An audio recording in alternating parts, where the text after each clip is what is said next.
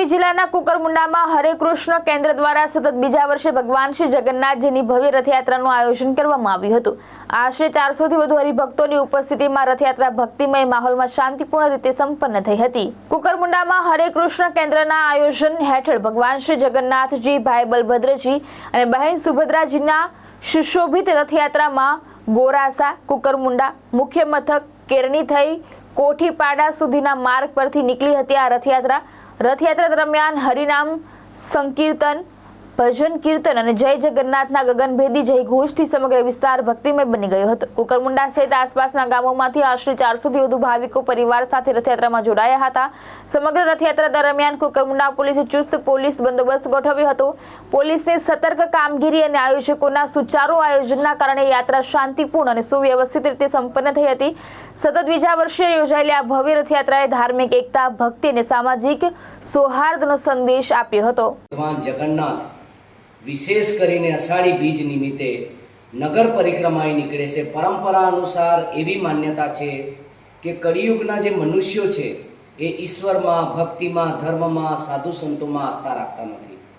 તો ભગવાન જે લોકો મંદિરે નથી આવતા, દર્શને નથી આવતા, ભગવાનમાં વિશ્વાસ નથી કરતા, એ લોકોને પણ દર્શન આપવા માટે પાપી, તાપી, જપી જે પણ લોકો છે સંસારમાં, એમને દર્શન આપવા માટે ભગવાન જગન્નાથ અષાઢી બીજે વિશેષ નગર પરિક્રમાએ નીકળે છે અને એ ઉત્સવને જગન્નાથ રથયાત્રા મહામહોત્સવ કહેવામાં આવે છે।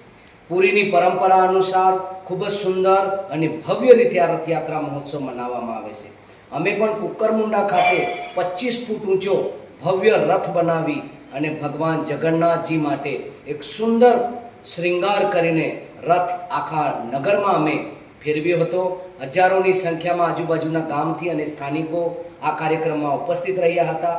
સમાજના અનેક મહાનુભાવોએ આ રથયાત્રા મહોત્સવની શોભા વધાવી હતી અને એમાં ઉપસ્થિત થઈને ભગવાનના સેવા સ્વરૂપ રથ ખેંચ્યો હતો, પ્રસાદ ગ્રહણ કરી હતી, ભગવાન જગન્નાથજીની આરતી કરીને ભગવાનજીનું સ્વાગત કર્યું હતું અને સાથે સાથે ભગવાનનો માર્ગ ઝાડુથી એમને સાફ કર્યો હતો અને ભગવાન જગન્નાથજીના માર્ગને સ્વચ્છ બનાવીને પોતાના જીવનનું કલ્યાણ થાય એ માટે આખા નગરજનોએ પ્રાર્થના કરી હતી।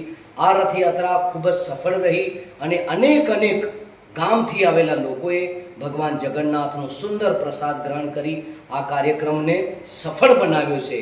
તો ભગવાન જગન્નાથજીને અમે પ્રાર્થના કરીએ છીએ કે અમે છેલ્લા ઘણા વર્ષોથી કુકરમુંડા, તાપી, નર્મદા અને ડાંગ જેવા દુર્ગમ વિસ્તારોમાં કૃષ્ણ ભક્તિનો પ્રચાર કરીએ છીએ। ભગવાન જગન્નાથની રથયાત્રા મહોત્સવ મનાવીને લોકોને ભક્તિ માર્ગ સાથે સારી રીતે જીવન જીવવાનું અમે શીખવાડીએ છીએ।